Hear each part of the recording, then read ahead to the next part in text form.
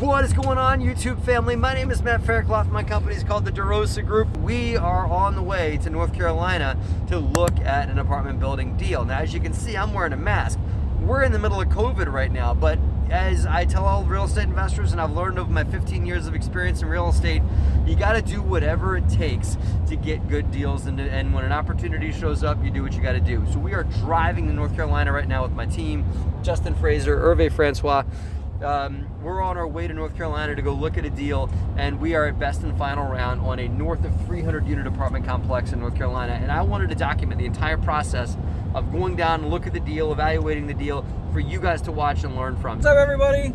Great to be here. Hervé, say hello. Hey, what's up, everyone? How's everyone doing today? Hervé's driving us. Happy Monday. Bringing us down. Yes, sir. So, Hervé, let's talk to the people a little bit about this property. All right. First off, why do we like this property? What is it about this property that we think gave us so much interest that we hopped in the car and drove on down? Oh, man, you know what, Justin? Great question. A property like this is directly in our wheelhouse. This is a true value add property that it really needs some assistance within its location of almost sitting halfway between a decent and not so decent neighborhood, but it needs some tender loving care.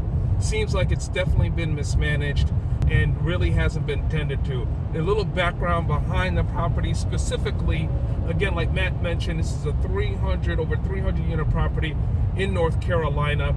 The owner has owned it for a couple of years. At the time he bought it, the property was 95% occupied. It's currently today 84 to 85% occupied, again, really because of some mismanagement in the property and then not really taking care of the tenants the way that they should have been taking care of the tenants over the past couple of years. We got wind of this property from the relationship that I've established with a commercial broker. However you are talking, texting, tweeting, however you're doing it, but it was really a deep relationship that I've developed with this particular commercial broker, and he reached out to me a couple of months ago about this particular property. Took a quick look at it, back of the envelope math, brought it to our underwriter and said, you know what, this might be a real good opportunity for us over here. Justin and I and Matt here, we're going to meet another team member, Kevin, down there, and we're going to walk the property first thing tomorrow morning. And before we do that, this afternoon and this evening, we're going to go ahead and walk the comps of this property because we want to get a real good feel of the neighborhood. I want to just recap a few things that Hervé said. Yes. Number one, we see value not only in the traditional sense of like going in, renovating units and raising rents, but in operational efficiencies. This manager has taken this property from what was stabilized high 90s and is now destabilized into Magic trick! into the mid 80s. And so there's opportunity there. The seller's got to be motivated because now he's probably at the very least making a lot less than he was, but maybe even losing money. And so we've got to come. We have an opportunity in seeing those operational inefficiencies that we can come in and improve this property. The next thing Hervé said is strong relationships with the brokers allowed us to get in the door.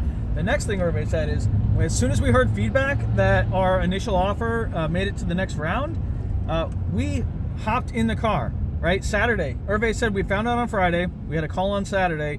It's Monday morning. We're on the road to North Carolina. When you're getting into final and best, sometimes the difference is not in the dollar, but in how much effort you put in. And so the fact that we're showing up, we're bringing our property management company, who we work with in another town, is coming in to meet us there. We're coming out of New Jersey, 8 hours on the road. Like, we are showing up and making an effort. And so these intangibles might set us apart from other buyers. And we don't know, but it's worth a shot for sure. My quick tip is, take a look at the recent T12, the financials that the broker has sent you, and specifically take a look at the last couple of months of the financials. And typically what you're going to see is that the owner has gone ahead and cut down some of his expenses and has increased income wherever he can. And why is he doing that? Because he wants to increase his NOI. He knows that increasing his NOI is going to help prop up the value of the property overall. So altogether, take a look at some of those expenses. We did the same thing. We did realize that he spent a lot of money on a recent paint job, right, to go ahead and spruce up the property. All of a sudden, occupancy got bumped up a little bit. Why? Because he might have not done as thorough as a background check on some of the tenants that most recently moved in, only to go ahead and fill up some of those vacant units. So that's why you really have to go ahead and take a deep look at the numbers, particularly the last 2-3 months before the owner goes ahead and puts it on the market for sale, because you want to get as tight to a realistic NOI as possible. Hey guys, my quick tip for doing a walkthrough of a property is bring your property manager. We are bringing in a PM that we know and trust and have used in other places, and we're bringing them to walk this property with us because they know the local market, they know the players, they know the town, the cities, everything. So by having them walk this property with us, they are able to help us build a business plan together. It's not like we're just hiring someone off the street to come in and manage this property. They are a partner, and they will help us build the business plan that we'll be able to then go and execute. And they're going to be a huge part of that. So getting their buy-in from day one, before day one even, is absolutely key. My quick tip on this thing is that the highest bid is not always the winner. I've won deals and not been the highest bid, and I've won deals that somebody else was the highest bid. They crashed and burned, weren't able to get closed, and we got the phone call and we closed the deal. So remember, the highest bid, the highest dollar purchase price is not always the winner. A lot of other things factored in, including your ability to close. So on bigger deals and even on smaller deals, you got to put your best foot forward and show that if you got capital to close, show it to them. If you got lending lined up, show that to them as well. If you've got just even show them your business plan to show that you've got a well thought out process and a business plan that's going to be able to get the property up to snuff. Because any lender and any equity partner is going to want to see that too. So you want to show the seller that you've thought this out. So highest bid is not always the winner. So we got a little, probably small kitchen. Interesting, they did carpet all right up to the front of that kitchen. Don't you think, Justin? It's cheaper. It is cheaper, but that's a stain magnet right there. Yeah, that's silly. What I would do is right where Justin's standing, I would have had vinyl. Not like I'm armchair quarterbacking these guys. Yeah, you're right. I would have been vinyl all the way through. You're right. Vinyl all the way to the bedrooms. We normally do vinyl throughout. Yes. Interesting that there's a door right there. You might have saved, what do you think they saved for doing carpet in this hole? I don't know. They probably saved, $600, $800 or so, but times a bunch of units, it adds up. But I think you get that back in rents, honestly. We picked up Kevin. Say hi, Kevin. What's going on?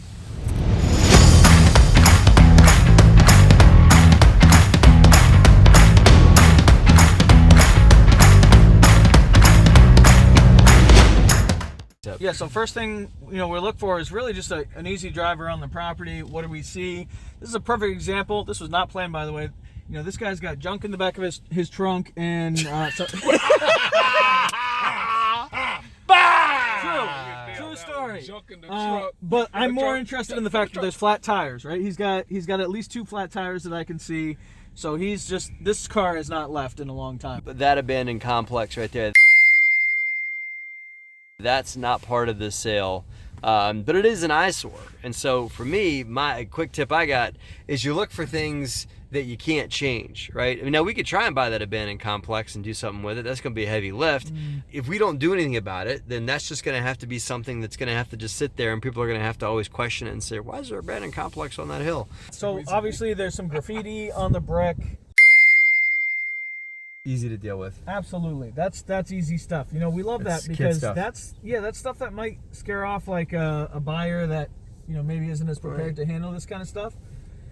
I will say the hill should provide good drainage. We shouldn't have, we should have it all water drains right out to the main road. Just drain out to the road. At least on this side, we're up on the top of the hill, so we like that a lot. To tease the children, they dropped off a bunch of mulch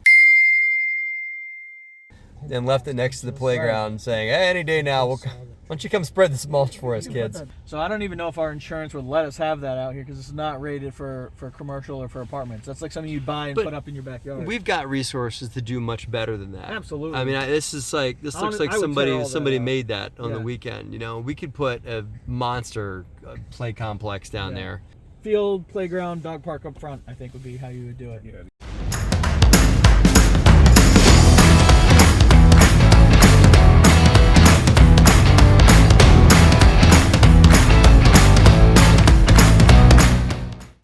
Is it a prison or is it a pool? What is it? Look at it. And like this overgrown stuff coming down the hill. I mean, this is definitely an opportunity. What do you think, Justin? I hate the layout of this right now. I think that it's a mess, right? You have to come down this little driveway. You're stuck. It's hard to turn around. They're trying to like have kids do basketball here as well. There's no place for space or for people. So there's opportunity, of course. If we decide this pool is structurally sound, it's not leaking and all that, we would definitely want to come in, get rid of some of the shrubs, clean this place up a little bit, and probably actually extend the pool area out this way so there's a community space here so people can enjoy it. One too many slam dunks on that hoop, right? So I would actually redo this whole area, put in like a formal basketball area, and a formal pool with maybe some little cabana houses or some umbrellas. Definitely. You know what? I would extend this Yeah, if we don't need and mow all that back to where it's like a nice little, like a graded area. We got the rent roll as of today, June 15th, and what we found was that they've gone from 81% occupancy to 88% occupancy, but all of the 2-bedroom units that they have leased up are $40 lower than their in-place average rent for those same units, and they're giving away half-month free rent, so half-month concessions. So when property managers are screening potential tenants, they will do a credit check, and based on where your credit falls, if they have a range, right, and you're at the high end of the range, your deposit will be a lot lower. But if you're at the low end of the range, you may have to do a full month's rent deposit. So you can tell kind of back of the napkin what credit quality the tenants have based on the deposits that they're putting down for the unit. True that. So a lot of the deposits that are coming in over the last month, they look like they're higher than their average deposit. So they may be accepting lower credit. One thing else I noticed that he did, Kevin, was he, to increase his NOI, he cut his expenses. His budget showed a third maintenance technician. There is no third maintenance technician. It says 0 on the whole line. In the actual. Yeah. So what he did is he laid that guy off.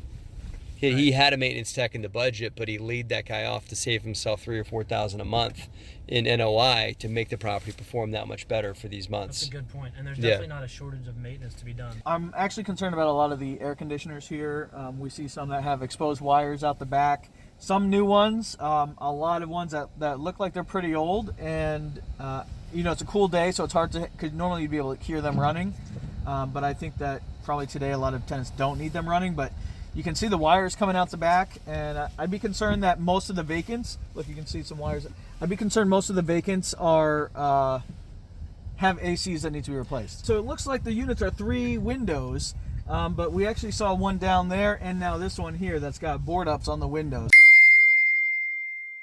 So maybe they're using it as a maintenance shed. Maybe it's just a down unit, and they didn't want to come in and do the windows. We don't really know.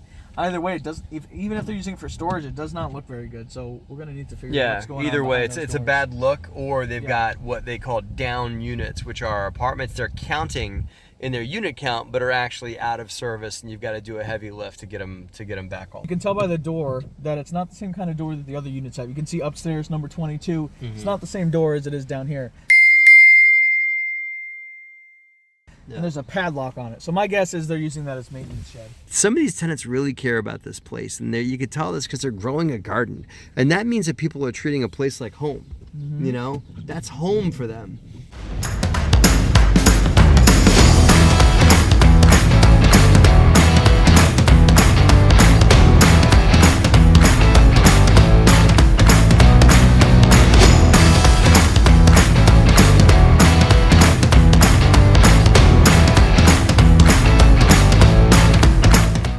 Last night we went and drove around our site, and it's important, Justin, isn't it, to go and drive around sites after hours, going to go see activity, to see if there is any activity, to see things like lighting, to see how well lit is this place, and is there activity that I wouldn't be happy with if it was happening at my complex, people hanging out late, tenants having parties, or just things that look like unsavory activity going on, or does it look nice and quiet and safe? Kevin said the night before there's a lot more people out, but for us, you're looking at those dark corners. There's a lot of, what we saw really is there's a lot of breezeways. So you've got all the apartments lined up in a breezeway. A lot of them are pitch black. So there's no overhead lighting. There's no lights on the doors. These Yeah. are things we can come in for very inexpensively. Easy fix. Put some lights in there, and it just brightens up the whole complex. It's so funny that you would, as an owner, you wouldn't be aware of these things, of how well lit breezeways are, unless you drive your complex at night. You got to drive it when the sun's down. Overall, we didn't see any deal breakers. We didn't see anything that was too terribly scary. And today we're gonna get back out there and see what it's like. So in a 2-bedroom unit here, this is on the red brick side. Got hardwood floors, very nice.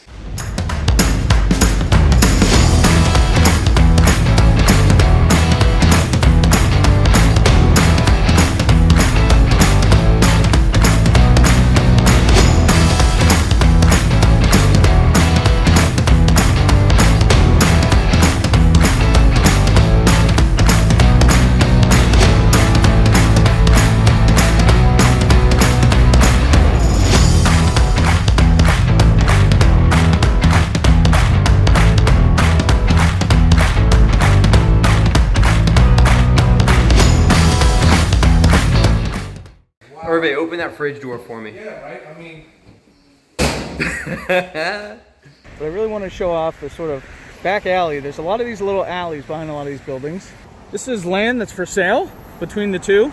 Potentially something we might want to do. And then up here are our white brick side. So we're going to go check that out.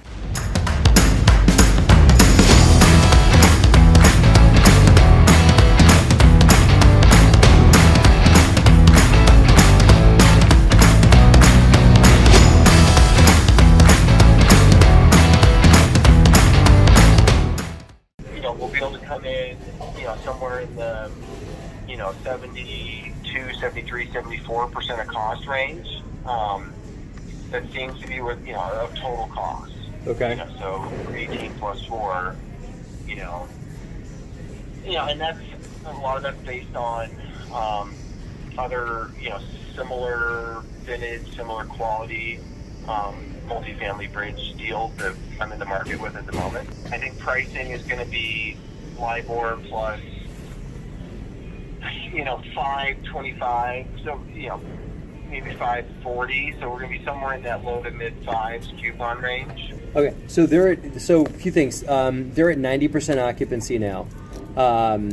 Rents are lower than what they ought to be in that, but still they're at 90% occupancy on that. What about the Freddie floater? Maybe. What about that? Is that possible? Yeah, I mean, we can probably make that work. In that scenario, I probably would raise enough capital to close, and then I would keep raising capital after closing in a different share class, or just coming in with like mezz debt or something like that, with mezz equity or pref equity to sit behind the first position. And then eventually refinance it out once we hit our benchmarks, right? Yeah. To refinance out the Freddie floater. The good thing was, so they just sent us updated financials, which we can shoot up over to you. But collections were up $2,000 in May. Okay, good. So that's good. So you don't have the declining income. And are those other income collections, or is that just straight rent? That's just straight revenue. When do we get the escrow back? You said 9 months worth of payments and taxes and insurance and escrow. When do we get it back? 12 months. oh, you said 12 months. Okay.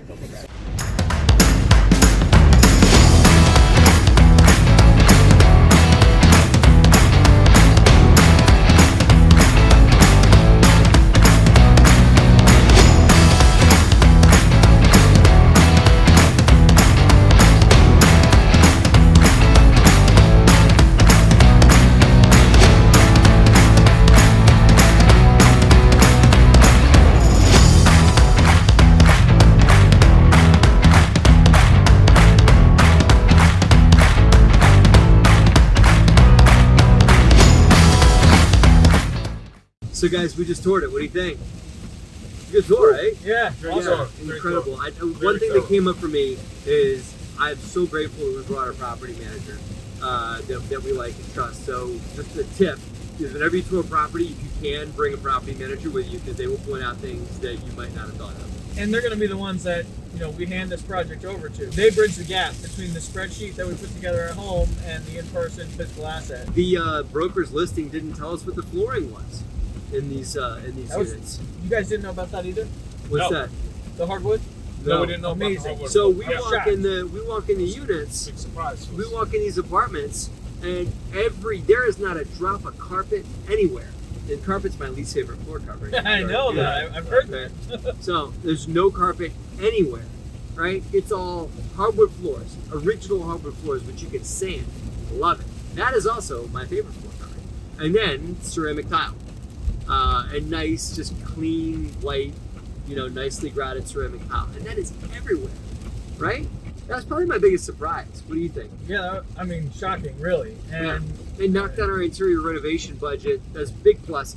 Interior renovation budget's now down thousands of dollars because of on average, per 1,500 unit. to 2,000 per unit gone in flooring. Yeah. I mean, there will still be some, right? We might have to sand the floors. We might have to put some like a sealant over the tile, but I mean, we're talking 5 to 10% the cost that we would have otherwise budgeted. So that was a really nice find. This is just another example of why a walkthrough of a property is so incredibly important. Well, right after you do your numbers, because don't ever get so confident on your numbers, in my opinion, without doing a walkthrough. I think we showed up as strong as we could with broker. The downsides. Let's do we did a lot of those are a lot of our thumbs up and high fives now, right? Yeah. Now it's not all sunshine and roses. It's not all high fives right now. What are some of the cons that we saw today? For me, the inverse of the less interior spend is more exterior spend for sure. Yes. When curb appeal is a vast understatement for what this property needs. We're talking about painting brick on every building. There's 18 buildings. We're talking about serious delimbing or removal of trees. I mean, probably in the 6 figures of just removing trees at this property. There's a pool that hasn't functioned in 2 years. We would love to make that like a centerpiece feature for this property, but it's going to take probably another 6 figures to get there. So there's some really major exterior things that will make this property shine and stand out and be that diamond that everybody wants it to be. So we know it could be. Yes. But it's going to take us maybe more than we thought it would take. Certainly more exterior, but we'll have to go back and build out a budget and see where that lines up. We have an opportunity with this property to really change the perception for the better, especially when it comes from a safety standpoint, really for the residences, right? I mean, you always want to make your residents, your tenants feel comfortable where they're living. But what are your guys' general thoughts on like the extra units and kind of just what's going on there? Well, that was a surprise, right? There's a lot of these red brick buildings have this extra space that's sort of like a basement, but also could be semi-finished. One of them had been used as a YMCA and a library in the past. It floods, but they had all plumbing hookups. There was bathrooms in there. Could potentially be used as, I think we'd retrofit that to be a fitness center on the property. Without having to go and build out, we're doing a build out of a fitness center on another property. It's very expensive. Here we've got the structure. We just have to go in and build out the interior. So that's really awesome. And then I think if, maintenance always needs more shops, right? More storage space. So we could clean those up. The other ones around the property, clean them up and give maintenance some nice space to keep their stuff together. The process is going to take a long time. Like the reputation needs to be turned around. Yes. The tenants need to be turned around, and there being so many buildings and so many different projects that it's not something that's going to be turned around in 6 months or even 12 months. I see this being an 18, 24, 36 month project to turn this whole thing around, building by building by That's building. one of the reasons why they're having to charge so low a rent is probably because the complex does not have a very good connotation. Yeah. We're going to sharpen up our pencil and turn in some paperwork to these guys and see if we can get them get them maybe a little better number. Maybe not. I don't know. I mean, we may just turn in the original number, Kev. just give them the same number over again. I hope you guys enjoyed that. There's a ton to unpack there. You might have to watch those segments again to really get the lessons there, but we really wanted to give you guys an inside look of what it is to pursue an apartment building and just what happens as you go and drive these properties and the epiphanies that come up and how we thought it was going to look like this. We thought the expense budget was going to be over here. Turns out it's going to be something completely different. And so some epiphanies I got in this process is that you've always got to be nimble with your numbers. As you saw, we thought the interior unit renovation cost was going to be this. Turns out the interior unit renovation was this, but the exterior renovation from what you saw in the video from the property was this. It was a lot more than what we had underwritten to. So you've got to be nimble enough in your numbers that you can change things up. You also really want to watch the number trail. The biggest thing that I got out of this as well is watching the number trail coming from the owner. Meaning, when I say the number trail, I mean look at the last couple of months worth of income and expense and try to figure out what they're doing. In looking at the trailing 12, I saw, they're spending a lot of money on paint. They're leasing a lot of units all of a sudden, and it looks like they're really quickly leasing up, but they're leasing at way below market rates. Why are they doing that? Well, they figured out. They're trying to fill the property up so it looks better to a buyer. And so we caught on to that, right?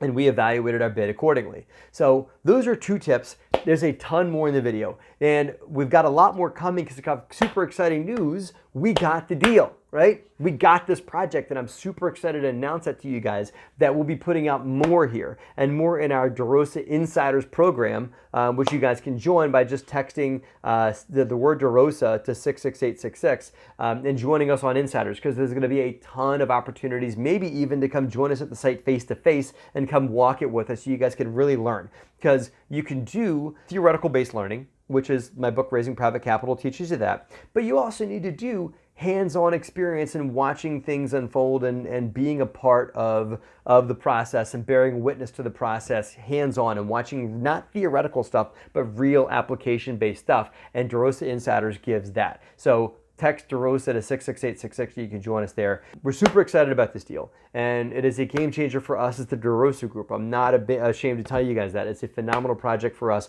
and I'm super pumped, and I hope you guys can join us, and we'll be putting up more stuff here on YouTube if you guys like it. Leave a comment below if you guys want to see more stuff like this, more real in-the-field stuff. We'd love to produce it for you, and I hope we see you guys on Insiders too. Thank you for watching, and have a great and profitable week. Hey guys, thank you for watching this whole thing. I really hope you guys got value. It's a pleasure for us producing it for you. Here's a few more videos you guys might like. And if you like what we do, including this awesome mini-sode, smash the subscribe button so you guys get notifications. You guys can join us in the future for some of our other videos. I appreciate you.